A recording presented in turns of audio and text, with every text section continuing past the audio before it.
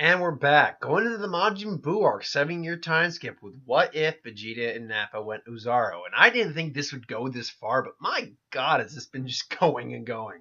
So, last time on Dragon Ball Z What If, Goku, the gang, had defeated the mighty Cell. Barely, but they were able to do it. Goku has pretty much achieved Super Saiyan. A perfect Super Saiyan, if you will. Vegeta is also pretty much kind of, at this point, sort of Super Saiyan. Piccolo's technically the strongest individual on the effing planet.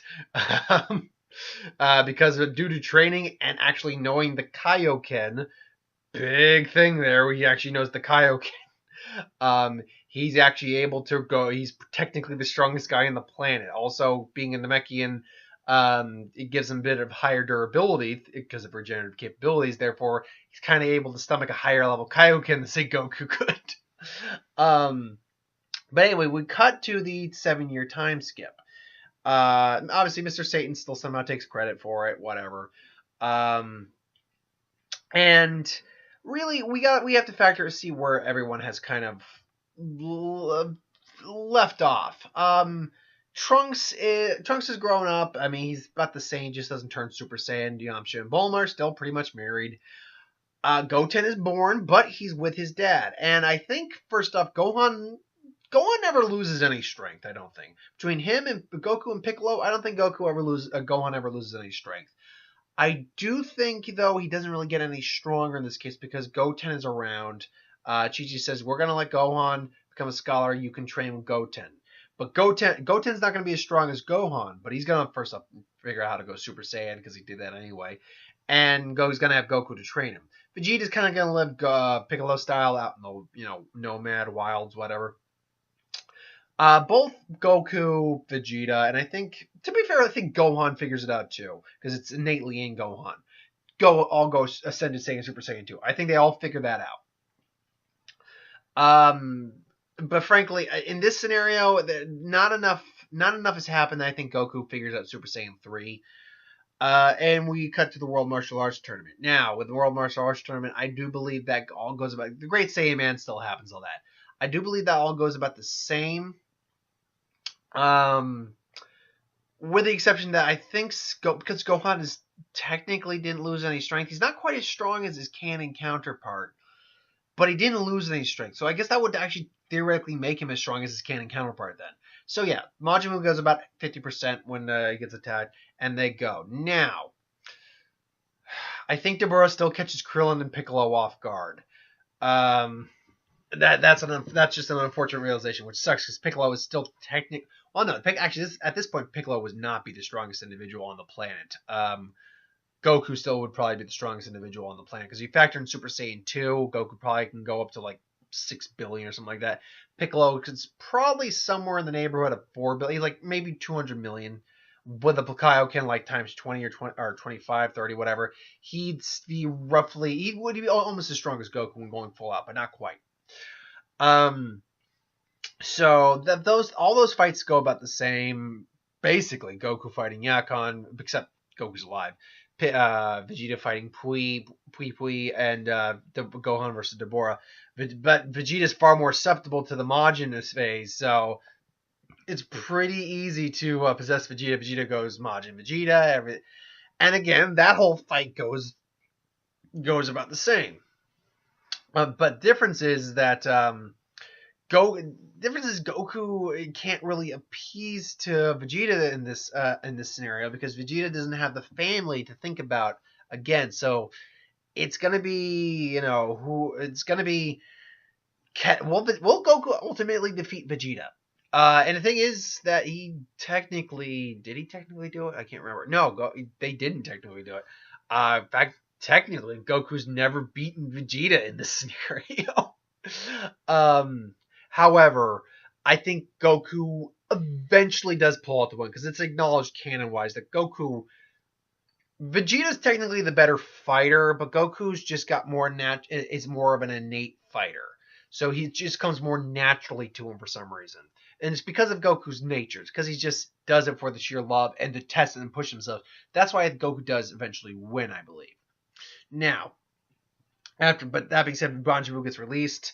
They believe Gohan's dead. Gohan gets transported. They're weighing their options. Now, I do believe that Goku feels that the need to push himself beyond his limits.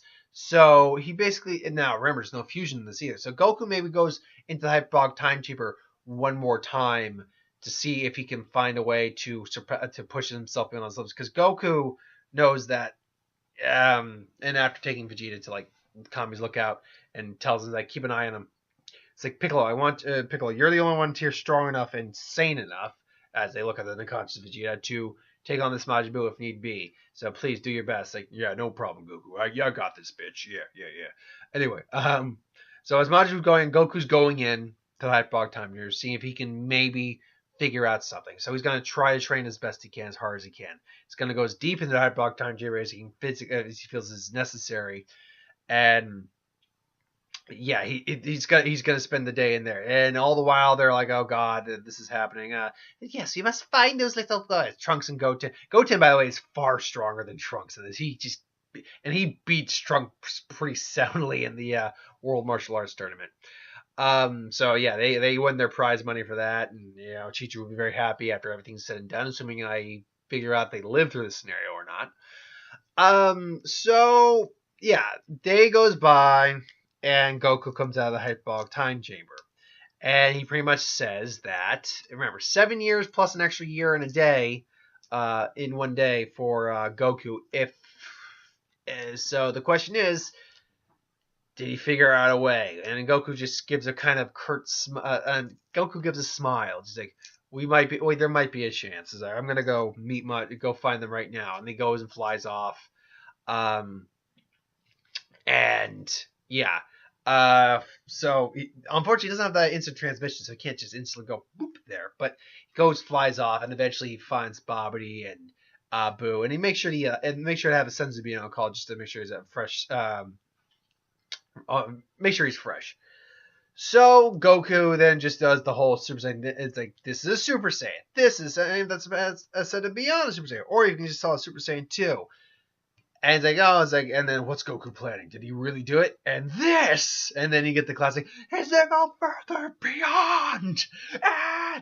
So one of the best transformations of the series in my mind. Just because you get that awesome score, that beastly yell, it's just awesome. And then again, I'm still one of the people who loves the design of Super Saiyan 3. I think that's a very cool design. Obviously they designed it. It's like, oh, it's cool, but it has its downsides. And likewise, Goku realized the Hyperbolic Time Chamber that, you know, when he and let's assume that he figured out this from, like, in terms of the time frame of a year in the chamber, 3 months before his time was up. So he still had some, like, 3 months to train with the form, and he realized the energy, the fact that it drained him that much. But so, that being said, having 3 months to just continually practice a form, I think gave Goku at least a little bit of an idea how to properly use the form. So he understands that this is not a delay tactic like in the original one to get the Dragon Ball radar and so the boys confused. No, this is him taking out Majin Buu. And Goku even stated in the original series that he probably could have taken out the Fat Buu. He probably could have beaten the original Majin Buu he was fighting initially. And that's what eventually happens here. I do believe that after a long drawn out fight and Goku realizing that he can't keep this up forever, he's going to tire soon and start to weaken, that he just gets like an uppercut and then just eventually just Kamehameha, and then full blast, and then just boom, but it completely and utterly annihilates Buu. And then Boo's gone. Now it's like, now it's like, and then Goku just powers down a bit, but goes more like the Super Saiyan, and then just, you'll pay for this, you'll pay. Now Goku's not gonna be one of those guys who kind of, just kills. He's not gonna be Piccolo or Vegeta or something like that, and just do that sounds like, no, I want to just boom and blast like that. Instead, he'll knock out Babidi, and then bring him back to the lookout. Now, here's the thing: is that, remember, Goku was training with the Z-Sword at this time. And they sensed Gohan. Gohan was training with the Z-Sword at the time. And the Kais could sense Goku's energy. That's not to say they can't sense Majin Buu's energy. They can definitely sense Majin Buu's energy. And guess what? They can sense when it disappears too. And that would be that wake-up was like, Goku just go on, and then just go right to Kami's look. I was like, Goku, did you just defeat Majin Buu? He's like, yeah, I did. It's like, whew, that was tough. Like, how did you? How? I'm reminded of Rocco and Boondock Saints. It's like, how did you effing F? And he explains the scenario. It's like, my God. It's like, well, Gohan's still alive. Here you go. It's like, oh, Gohan, yay! And everyone's happy, and there was much rejoicing. Yay. And of course, Mr. Satan again somehow manages to take credit for it. But now we have to basically factor in a couple things. One, Gotenks doesn't exist anymore. Two, Buu doesn't exist anymore. Three, they were able to beat Majin Buu, so Earth's not destroyed again. They still have the Dragon Balls, everything like that. And four, the case with Vegeta. Now, they look at Vegeta, and Vegeta's finally woken up, maybe sensing Kakarot's energy or something. Anyway, he wakes up. He's like, oh, what happened? And Vegeta's, I don't know if the module wears off if Babidi is taken care of. Maybe Supreme probably pretty much has about like release the power on Vegeta or whatever, spawn Vegeta, and he does it begrudgingly, but he does it. And so Vegeta's back to his normal state, and it's like, oh, damn it. It's like, he's like, you let yourself. He's like, that's right, Kakarot. It's like, this isn't over. And it's like, I was just trying to become even more stronger. It's like, yeah. It's like, you do that, Vegeta. It's like, and I'll be waiting here for you. So yeah, that happens. Now we cut to Super. Goku again is trained with the form more often. Vegeta's probably challenged him a couple points, and Goku's shown Super Saiyan 3 and just made Vegeta piss his pants. Just how? It's like, how do you think I beat Majin Buu, Vegeta? And it's like, how do you think I did that? It's like, damn it! It's like, curse you, Kakarot! I'll beat you one day. And basically, what happened again? Goku doesn't know instant transmission, so Beerus just kind of comes to Earth, and it's like, who's this guy? And Goku and Vegeta challenge him. Now Vegeta knows who he is, and he's like, again, scared shitless. Like, it's like, but because we're not gonna get that freak out moment with Beerus with Vegeta when he was like, that's my Bulma. You're not gonna get that because he's not married to Bulma in this scenario, so you're not gonna get that happening. Goku will still get his butt kicked, but they will still more or less have the same thing's going to pretty much happen, except Beerus is going to be less inclined to destroy the planet because Boo's not going to hoard all the pudding. So Boo's not there to hoard the pudding. So generally speaking, things are going to go fine overall. And then he's going to inquire about the Super Saiyan God. They'll look it up. I think Vegeta will begrudgingly still allow Goku to become the Super Saiyan God. That whole shtick goes down as normal. Cut to Vegeta, asking to train with Whis later on. Then Goku would train with Whis later on. Then Frieza coming back eventually. That whole arc's pretty much going to go the same. Cut to Universe 6. Here's the thing. That whole arc would go roughly the same. But, and at this point, Gohan is definitely going to be weaker, but he's not going to be quite as weak as he was. And Boo's not there, but Gohan will still fight. He'll take the place of Buu. He'll be able to fight. So I imagine Goku still loses the Frost. Piccolo steps up, and Piccolo is vastly stronger than this canon counterpart at this point.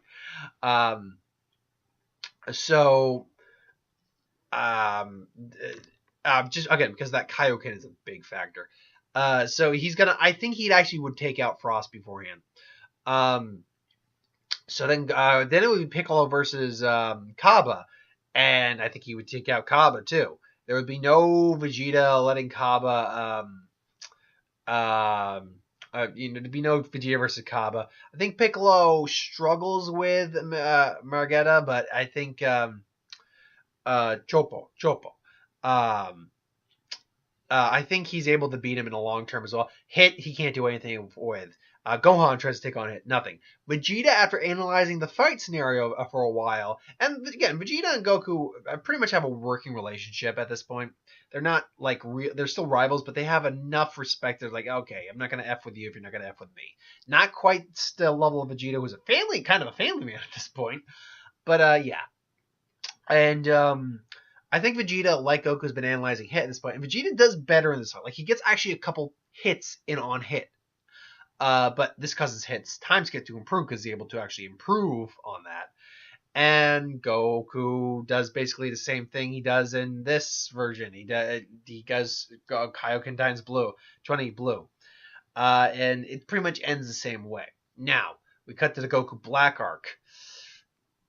Once again, nothing really changed. There's nothing remotely possible. There's nothing that super changed with that. Again, because Vegeta's tail is gone at this point. So it's not like he can like utilize that. And then I'm pretty much gonna end it there because the Universe Tournament of Power is not over. I can't really do a proper what if beyond that point until the Tournament of Power is over. So, and yeah, everyone that I've left on Tournament of Power will get an update with the Tournament of Power after that. But yeah, that is the end, finally, of What If Vegeta and Nappa went Oozaru. I did not think it would go this far, folks, but it did. But anyway, thanks for watching. I hope you enjoyed. Like, comment, share, subscribe. As those you want us to review something, put in the comments below. Let us know. We'll do a review of it at some point. Ideas for who to win, Star Wars Super, What If, anything I do on the channel, put in the comments below. Let me know. I'll do a review of it at some, or I'll get to it at some point.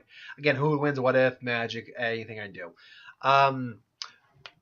While I'm on the subject of that, for every one of you who, because I had someone, and they kind of still did it again. I'm not going to name names. I had a subscriber of mine basically put suggestions in for who would win, and they said also asked for me to reply to it, to let them know that I've acknowledged I've seen it. I did do that just to acknowledge I've seen it, but just for note, if I don't reply to a comment of yours, don't think for a second that I didn't see it. Honestly, I monitor my notifications every time there's a notification. So every time there's one, I see it immediately, and I write it down in my book. It's just I get so many suggestions actually now that I can't just automatically reply to everyone. I have to kind of be a bit picky and choosy with that now. Because I just have so much things I have to do both on a channel and in my normal life with work and stuff like that. So just because I didn't reply doesn't mean I didn't see it. And it doesn't mean I don't have it written down. Trust me, I have it written down. So just wanted to put that out there. So thanks for watching. I'll be back probably Tuesday. I'll redo the Monday one and the Tuesday one, and I'll pre-record the Wednesday one. So thanks for watching, and I'll see you folks next